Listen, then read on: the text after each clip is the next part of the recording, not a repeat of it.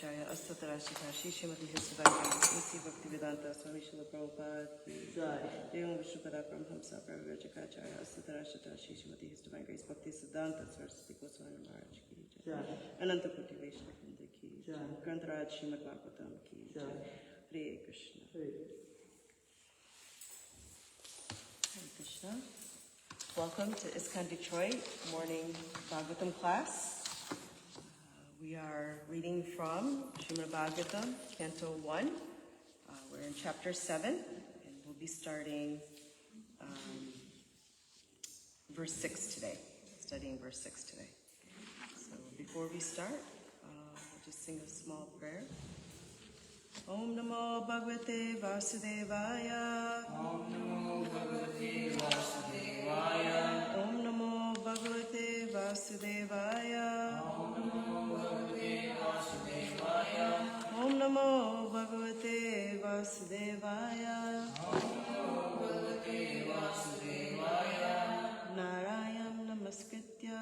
Narayam Namaskritya. Naram Cheva Narottamam. Naram Chaiva Narottamam. Devim Saraswatim Vyasam. Devim Saraswatim Vyasam. Tato Jaya Udirye. Tato Jayamudire. Nashtaprayeshu Bhadreshu. Nashtaprayeshu Bhatreshu. Nityam Bhagavata Sevaya. Nityam Bhagavata Sevaya. Bhagavati Uttama Shloke. Bhagavati Uttama Shloke. Bhaktir Bhavati Nishtaki. Bhaktir Bhavati Nishtaki. Hare Krishna. Welcome. Hare Krishna. Chapter 1, Canto 1, Chapter 7, Text 6. Yes. The chapter is the son of Drona punished. Let me just begun this chapter. Okay.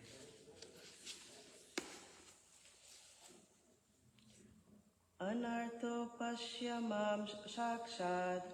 Anartho pasamam sakshad. Bhakti yogam adokshaya. Bhakti yogam adokshaje. Lokasya janato vidvams. Lokasya janato vidvams.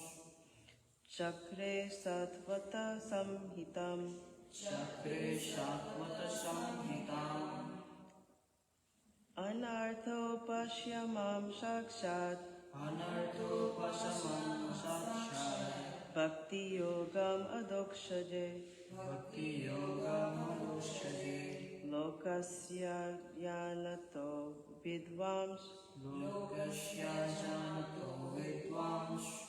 Chakre satvata samhitam. Chakre satvata samhitam. Anartho pashyamam shakshad. Anartho pasamam sakshad. Bhakti yogam adokshaje. Bhakti yogam adokshaje. Lokasya janato vidvams. Lokasya janato vidvams. Chakre satvata samhitam. Chakre satvata samhitam. Anyone would like to repeat? Anartho pasamam sakshad.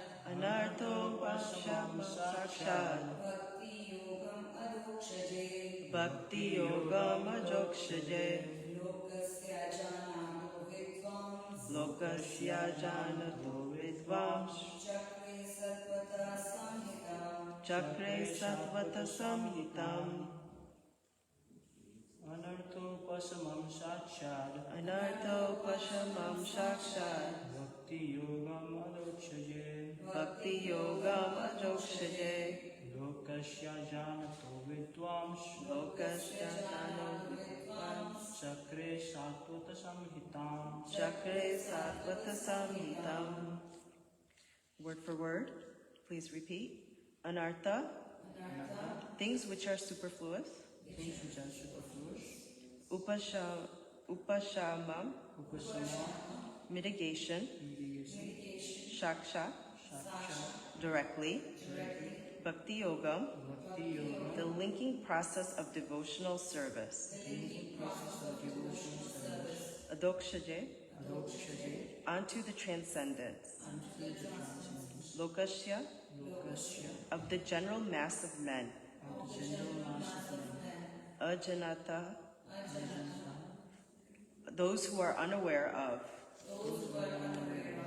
Vidvan, the supremely learned,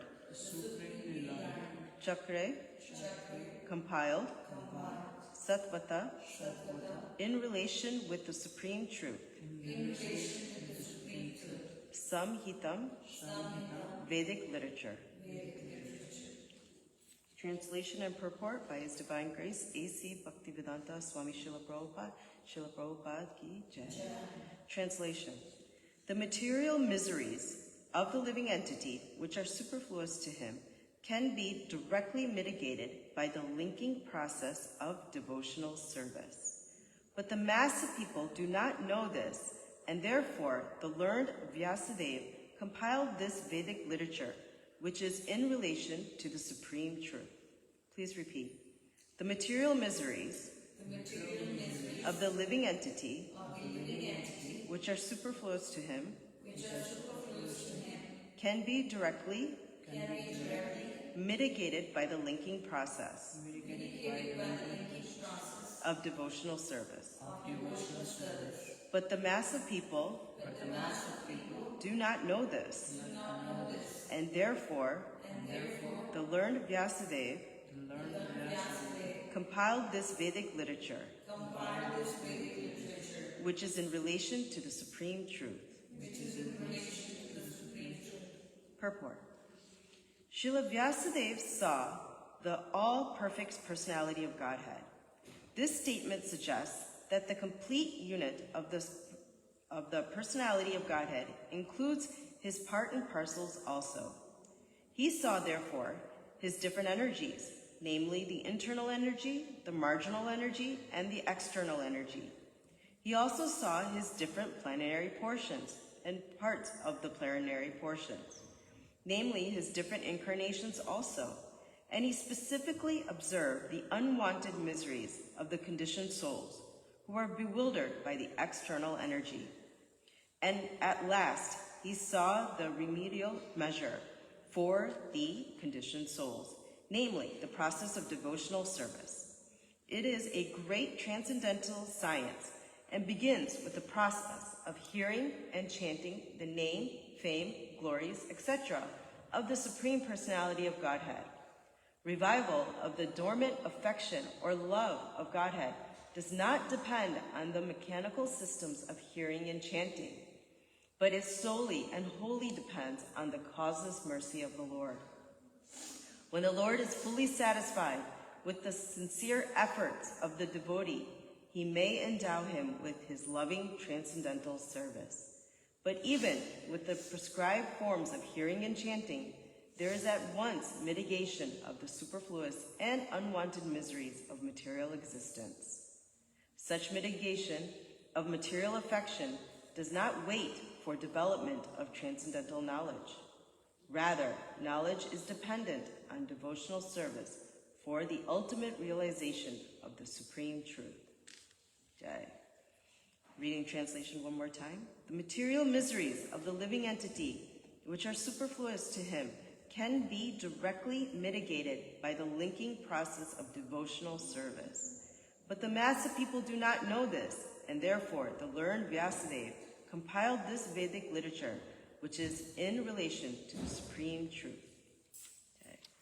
Om Jnana Timirandasya Jnananjana Shalakaya Chakshurunmilitam Yena Tasmai Shri Gurave Namaha Shri Chaitanya Manobishtam Stapitam Yena Bhutale Swayam Rupa Kadamayam Dadati Swapadantikam Vandeham Shri Guru Shri Padakamalam Shri Guru Vaishnavamscha Shri Rupam Sagrajatam Sahagana Raghunatam Vitam Tam Sajiva Sadvaitam Savadutam Parijana Saitam Krishna Chaitanya Devam Shri Radha Krishna Padan Sahagana Lalita Shri Vishakam Vitamscha Hey Krishna Karuna Sindhu Dina Bandhu Jagatpate Gopesha Gopika Kanta Radha Kanta Namostute Tapta Kanchana Gaurangi Radhe Vrindavaneshwari Vishabhanustute Devi Parnamami Hari Priye Vanchaka Adrubhasya Kripa Sindhu Vaivacha Patitanam Pavanebhyo Vaishnavebhyo Namo Namah.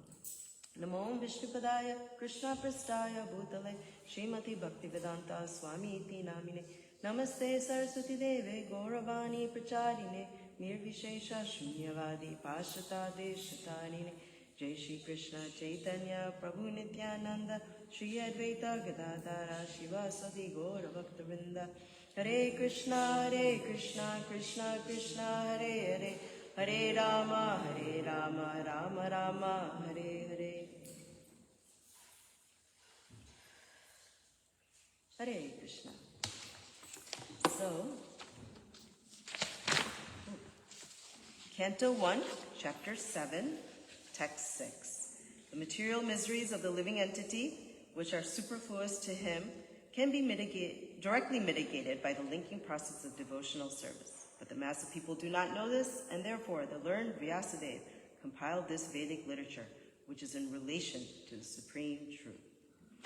So, we are now in Chapter 7 for the last couple days, and we just finished the story of Narada Muni and his appearance and how he came to become Narada Muni. So in this particular chapter now, we also, heard about the conversations between Vyasadeva and Narada Muni. Vyasadeva asking questions to his spiritual master, Narada Muni. So now those talks are completed, and we are now in Chapter 7. So in this particular chapter, this of Shrimadbhagavatam focuses on Vyasadeva's realization of the Supreme Personality of Godhead, Krishna. So after these talks were completed, right, and all of his questions were answered, and why he was not feeling why he was feeling so unfulfilled and so forth, this is now coming upon the realization of Vyasadeva, in which now the Shrimadbhagavatam will take shape and form. So these are actually very important. These 4 verses, starting from verse 4 through 8, are actually very important verses because this is the mindset, the realization of Vyasadeva before he wrote Shrimadbhagavatam.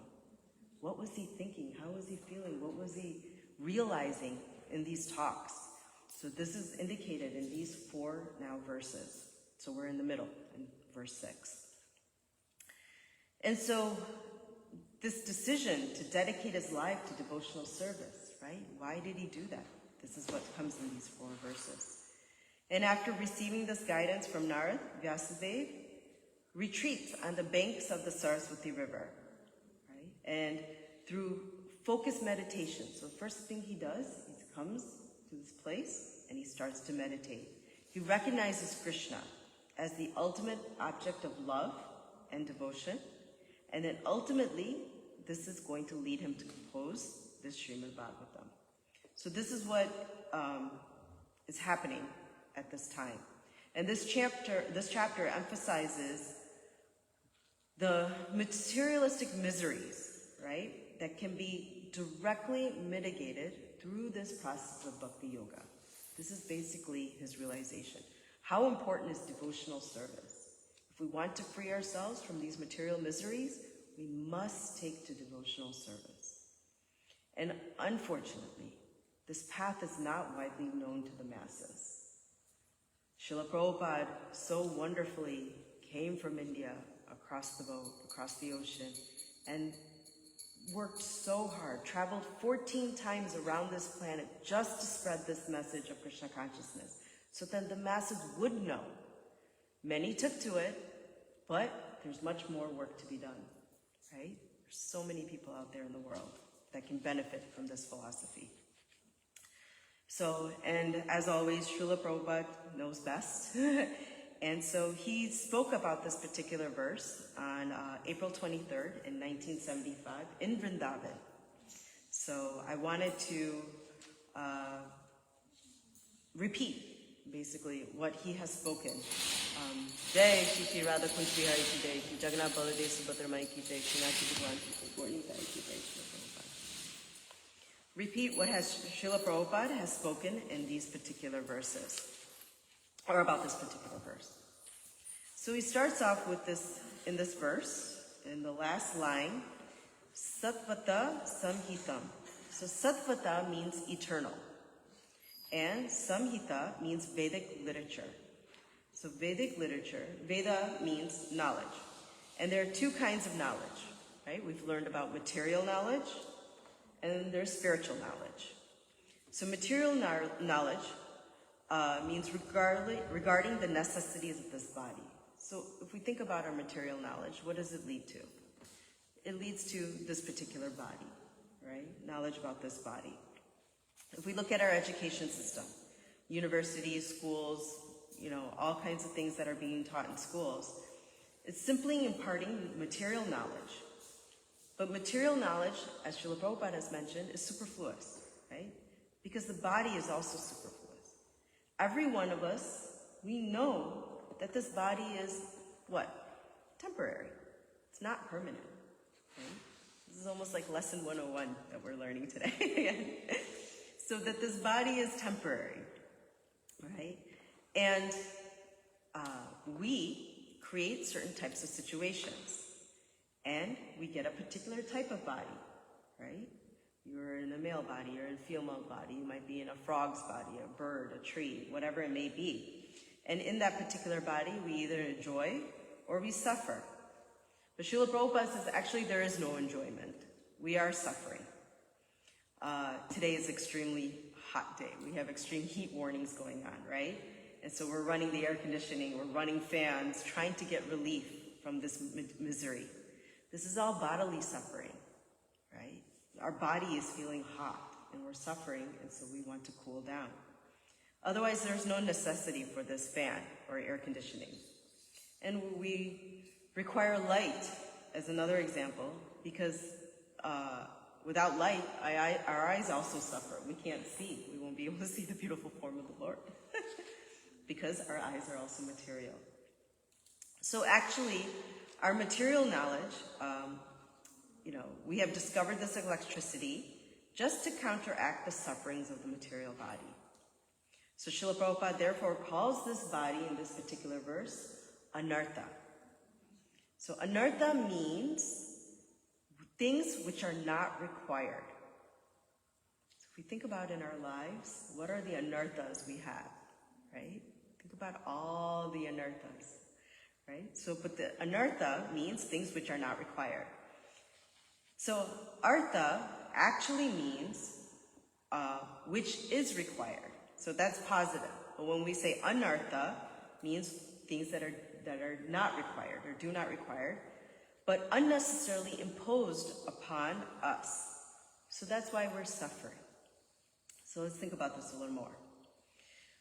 We're thinking we're enjoying this electric fan or this air conditioning, but actually we are suffering.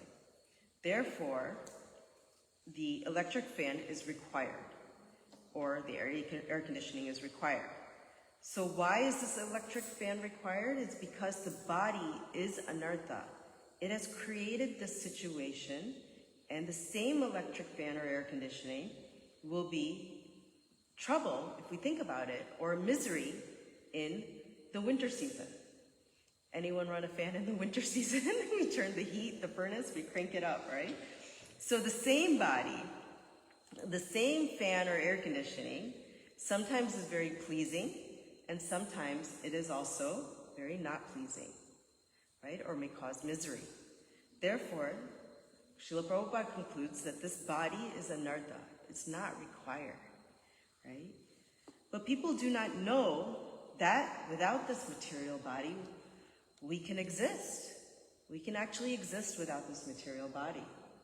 You're like, what? Actually, we are existing in a spiritual body. But this material body is a covering of this particular spiritual body, right? Just like we're wearing a shirt, right? Kurta, whatever it may be, we're covering our real body.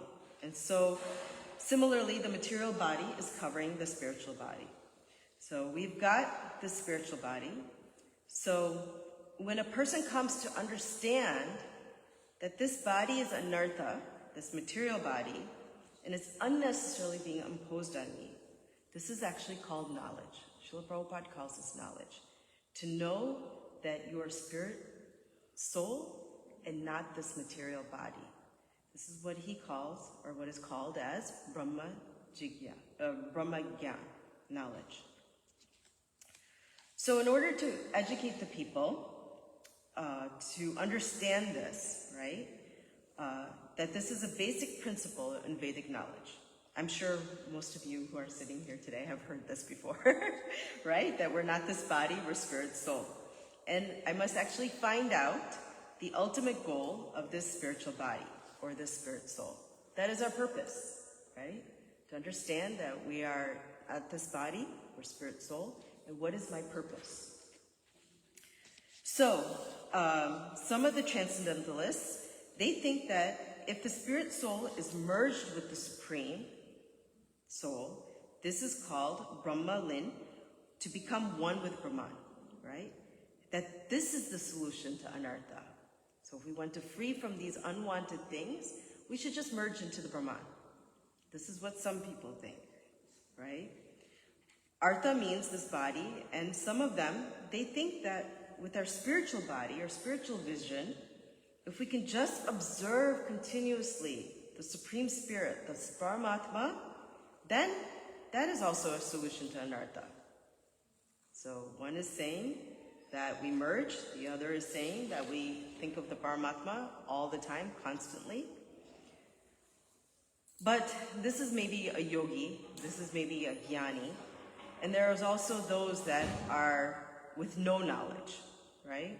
They may think, actually Srila Prabhupada calls them rascals or fools, right? Ajannata means that one who does not know. And that is what a karmi, right? If we look at the karmi population, they think that if I can satisfy the senses of the body, then life is perfect, right? If I sleep nicely, eat nicely, mate nicely, and defend nicely, all is good, right? So these are the three types of individuals that are there, right? Who think they can solve this problem of anartha. So yogi wants to merge into Brahman, a jnani wants to continuously observe the supreme, a karmi thinks satisfying the senses, not knowing is bliss, right? Ignorance is bliss. So with these three kinds of philosophers, they want to make a solution to these unwanted material body, this anartha. Why? Because of suffering. Everyone is suffering in some way, right? And they're always trying to come up with solutions. But what is the best solution? So this is what is given in this particular text. The actual solution is to remain in your spiritual body and to meet the Supreme Personality of Godhead face to face and live with Him in eternal blissful life of knowledge. That is Vaishnava philosophy. And who would like to do that? Jay, me too. So, if we could actually meet Krishna face to face, I mean, we meet him here at the temple all the time and stuff, and live with him in full eternal bliss. That is the amazing thing. And it's possible. It's very much possible. However, the Mayavadi philosophies, Srila Prabhupada says, or the jnanis and yogis and karmis, they want to enjoy the senses and this particular body, material body. But because this material body is anartha, and sense gratification is also another form of anartha too, right? And because of this body, we're enjoying certain types or certain grades of material enjoyment, right? Sense gratification. If you want more of that, then, you know, we can participate. It's hot outside. Let's go get some ice cream. Let's go enjoy, right? So just like there's human food, there's vegetables, rice, wheat, sugar. This is actually food for the human beings. But if one doesn't have restriction over its senses, right, with the, and each individual, each species has an allotment that has been given to us by the Supreme Lord. Now, Krishna has given food for everybody, right, as an example. And we have accepted those foodstuffs. And technically, if we look at it, everything is food, right? There's certain individuals that will eat things that they think is food too, and stuff. But Krishna has given a prescribed, almost like a prescription, a menu for what is allotted to humans, for example. You know, we talk about vegetables, rice, wheat, sugar, all of these things, milk products. These are all given by the Supreme Lord for human consumption. But when the human wants to consume things that are outside of that, which is allotted by the human being, then suffering will start, right? Meat eating all kinds of things. It is not for human consumption. So the Supreme Personality is supplying everyone foodstuff. But not that the dogs and hogs foodstuff is the same as for humans, right? So Srila Prabhupada says, hogs and dogs have their own stuff, humans have their own stuff. This is all given to us by by the Supreme Personality of Godhead to be happy, right? We don't need to take from others. Tena taktena bunjitaha. In Ishopanishad, Mantra 1, it said, you should enjoy as it is allotted by the Supreme Lord. So there is enjoyment, but it is under this regulation and restriction that has been allotted to us by the Supreme Lord.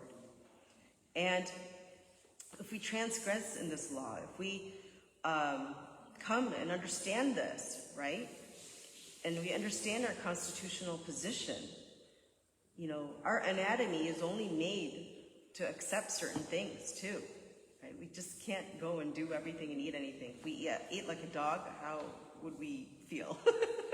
It would not be good for our digestive system. So we eat fruits, we eat vegetables, rice, wheat, grains, all these things, because this is our constitutional position, right? Krishna has given it to us. But if we go ahead and imitate and eat without discrimination, that will actually set up my next body, right? And so forth. And if I go through this process eating like a hog or a dog, then naturally I will become a hog and dog in my next life. This is the law, natural law, right? That is given to us by God. So, as you associate with different types of material modes of nature, what are the modes of nature? Mode of ignorance, passion, and goodness. As we associate with these three modes of material nature, you also get the next body according to that. So, therefore, the body, this human body, or whether you're a demigod, or a cat body, or a dog body, tree body, plant body, doesn't matter. It's actually unnecessary. Unnecessarily, we have accepted this material body because of the position we're in, right? The amount of time we spend with these modes of material nature, the amount of time we spend not listening to God's laws, but to make up our own, to enjoy our senses. All of these things keep us in this cycle of birth and death, in one body to another, transmigrating. So, Srila Prabhupada says people are foolish. They do not understand that if I'm eternal, why I have to change my body. If we understand that we're actually spirit souls, that we are eternal, Satchit Ananda, then why do I have to change my body? Gaining this is called intelligence. To have this question is intelligence. So this intelligence is there. And here in this verse, it is said, Lokasya anajanata, that the foolish, the anajanata, is without knowledge of how to stop this perpetual changing of the bodies. But at least for the time being, you know, we are still subjected to all these anarthas. And so when we come to this brahmasya jignasa, when we try to understand and we try to question and know, why is this all happening? How do I get free from it? What is the cause of my suffering? You know, general people, they do not understand this. It says in this particular verse, right? But the mass of people do not know this, how to become free and how to get relief from this. So if we want to get relief from this particular suffering, what do? What is it we should do? What is recommended? Bhakti, yeah. So reading, Srila Prabhupada says first, regularly hearing this Bhagavatam, right? In this particular verse, it says Satvata Samhita. So simply hearing the Shravanam, right? And the Shrimadbhagavatam, right? He says Samhitam, Vedic literature. So regularly hearing the Shrimadbhagavatam, this is one of the things that will help us. By hearing, what will be the effect? The effect will be that the Supreme Personality of Krishna, unto him, your devotional service will be increased. Because anartha upasham shakshat bhakti yogam ajokshaje, in this particular verse. The remedy has been described that if you are engaged in devotional service, ajokshaja means the Supreme Person who is beyond our material senses. So that is the name over here given in the verse, right? It is called adokshaja. Akshaja means material, and adakrita, where material knowledge fails. So that is called adokshaja. So if we are engaged in devotional service upon adokshaja, who is adokshaja? Is Krishna only, right? So if we are engaged in devotional service of Krishna, then we can slowly start to understand. Yeah, right? Otherwise, we cannot understand because this material energy, this material knowledge, is very powerful. It can take over. But by studying Krishna, right, with material senses, material mind, all these material knowledge, it's not possible. Are they teaching Krishna about Krishna in schools? No. Right? We cannot understand Krishna. Krishna himself, in Bhagavad Gita, he says, Yoga Maya Samvrtaha. Naham Prakashya Sarvasya Yoga Maya Samvrtaha. It's Bhagavad Gita 7.25. I'm not exposed to everyone because Yoga Maya is covering their eyes. Right? Every day we see that people are covered by this Yoga Maya potency. In other places, Krishna also says, Avajanti mam muda manashim tanum ashritam, in Bhagavad Gita 9:11. Because I have come here to favor these people in this world, these rascals, these muda means rascal, they are deriding. They are thinking Krishna as one of us. Therefore, Krishna is adokshaja. If you want to see Krishna by your material speculation, you will never be able to see Krishna. We cannot use our mental speculation to try to see the Lord. It is not possible. You cannot be stronger than Maya. Maya is most dear to Krishna. It's his eternal servant. And so, how do we overcome this, right? She's only doing her job and covering us. So, one may try to say, oh, I can see Krishna by my pious activities. No, that is not possible. I can see Krishna by, philosophical speculation. No, that is not possible. I can see Krishna by practicing yoga, right? We can practice yoga. No, that is also not possible. Srila Prabhupada says, then how is it possible? Krishna says, Bhaktya mam api janati. So in Bhagavad Gita 18:55, this particular process you have to accept Bhaktya, what is called Bhakti Yogam Ajokshaje. So this Bhakti Yoga process. Everything is there, very much in this Vedic literature. We have to take advantage of it. That is the only thing we have to do. We have to take advantage of it, right? Srila Prabhupada spent so much time, energy, blood, sweat, tears. I mean, not for him personally, but he worked so hard, right? Just to give us this Vedic knowledge so that we can be free from this cycle of birth and death, from one body to another body to another body. So, and it is through this process of Bhakti Yoga. So we have to take advantage of it. We have to benefit ourselves by taking advantage of it. And the summary is that Krishna is beyond our material experimental knowledge. You cannot understand Krishna by these material senses. It's just not possible. Then, Bhakti Yoga. So this Bhakti Yoga means to engage oneself in service. The more you engage yourself in service to the Lord, the more you will realize Krishna. Otherwise, it won't be possible. And we will continue this cycle of suffering. If you do not accept Bhakti Yoga, if you accept Jnana Yoga, Karma Yoga, Hatha Yoga, then you can make some material progress, but there is no possibility of understanding Krishna. Therefore, it is recommended here, Bhakti Yogam, particularly, everywhere it is made. Bhakti Yoga. Bhaktya mam abhijanati yavan yash shashmi tatpataha. 1855. So this is very important in understanding. Shrimadbhagavatam and Bhagavad Gita many times go together, right?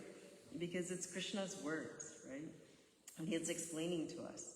So in Shrimadbhagavatam is actually a further explanation of the knowledge that is given to us in Bhagavad Gita.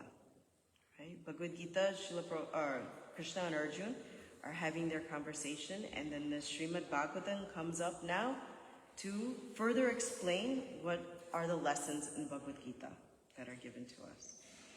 So it is recommended that we hear the Shrimadbhagavatam 24 hours a day, as much as possible, right? Actually, a pure devotee, right, doesn't even have enough ears to hear Shrimadbhagavatam. It wishes for thousands of years, to keep hearing this sweet nectarian nectar from Shrimadbhagavatam. Now, Srila Prabhupada also states that this does not mean attending a Bhagavad Sapta or going and hearing, Bhagavatam for 7 days as a business, right? Many of them do this as a business. This is not recommended actually anywhere in the scriptures. It's not authorized by the scriptures. There are many commentators who think they're big commentators on Bhagavatam and stuff, but it is not required to hear in that way. It is not actually acceptable to hear in that way. There's actually wonderful commentators on Srimad Bhagavatam. There are actually 8 authorized commentators. Sridhar Swami, Virag Raghav Acharya, Vishwanath Chakravarti, Jiva Goswami, and few others. So there are 8 authorized ones who comment on Srimad Bhagavatam. But there's nowhere where we hear recitations or these Bhagavad Saptas, right? So we should only hear from those that are authorized in order to get the correct information and knowledge. Bhagavatam also, like we said before, 24 hours should be studied, but it should be studied every day. We read or we recite Nityam Bhagavata Sevaya. That is recommended, right? This Nashtaprayeshu Bhadreshu Nityam Bhagavata Sevaya. We read that every time we want to pray before we're reading. That it should be always. Nityam means always. So at least daily, in these temples that Srila Prabhupada has established all over the world, in every temple, every morning, there is Bhagavatam class. There's the ability here to read, to study this Srimad Bhagavatam on a daily basis. And this is what is needed and wanted. And how to study Bhagavatam. Okay, so we have the place. You can come to a temple. You can take Srimad Bhagavatam home. It's available if anyone wants to come to the temple. We have sets available every day for anyone who wants to take. But how to study this Bhagavatam, right?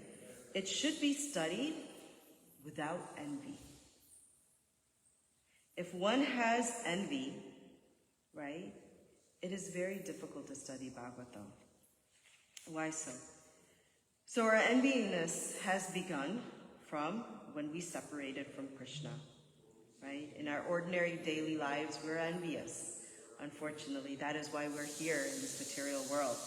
We're envious of our friends. We can be envious of our fathers, our sons, our co-workers, whoever they may be, other, ladies, whatever it may be, businessmen, nations, society, goes on and on and on. We can be envious.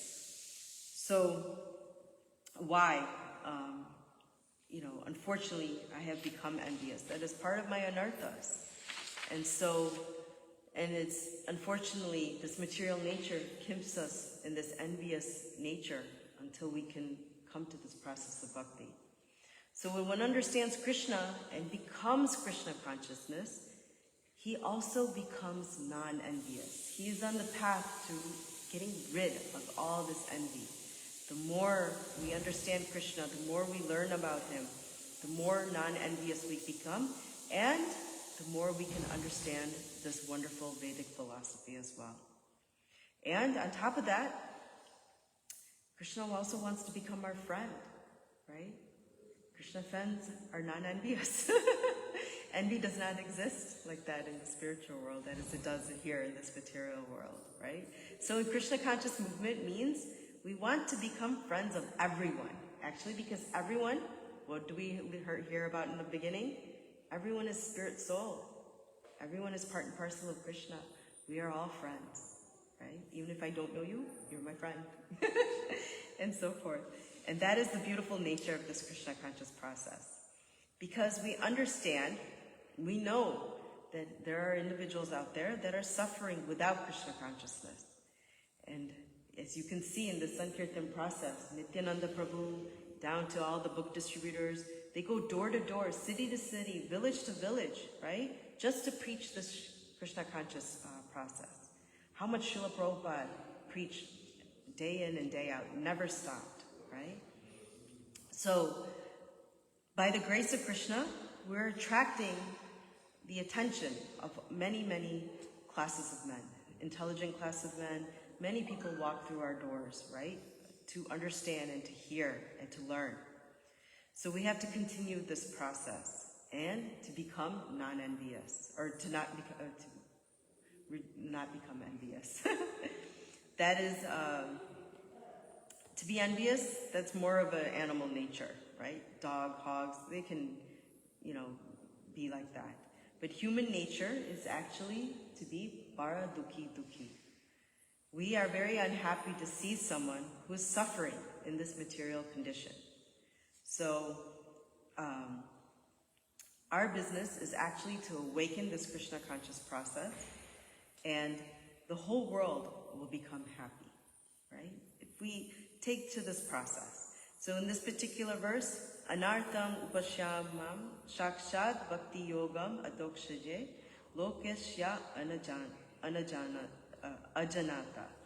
People who have no knowledge about it, right? We have to push this movement so that we can, if we accept this process of devotional service, then the whole human society will become happy. If we give this process, this gift of Krishna consciousness to everyone, then everyone will become happy. Chant and become happy. Simply by Hare Krishna, Krishna Krishna, Hare Hare, Hare Rama, Rama Rama, Hare Hare. So thank you very much. Please forgive me if I misspoken anything. Just trying to repeat the words of our grace, divine grace, His Holiness, or His divine grace, A.C. Bhaktivedanta Swami Srila Prabhupada, who has beautifully given us this Shrimadbhagavatam. So please read, please chant, please study every day, and please spread this wonderful Krishna conscious process. So thank you so much for your patience and understanding. Hare Krishna. If anyone has any questions or comments or would like to say anything about this process, please feel free to do so. Thank you so much for such a wonderful class. Thank you, Auntie. I was just repeating Srila Prabhupada's words. Thank you for the way you was presenting, very nice. Thank you. Thank you. The lecture was from Srila Prabhupada. Yes. He talked about this particular verse on April 23rd in 1975 in Vrindavan. He has a lecture about this particular verse. So, yeah. Because these 4 verses are very important, right? Starting from text 4.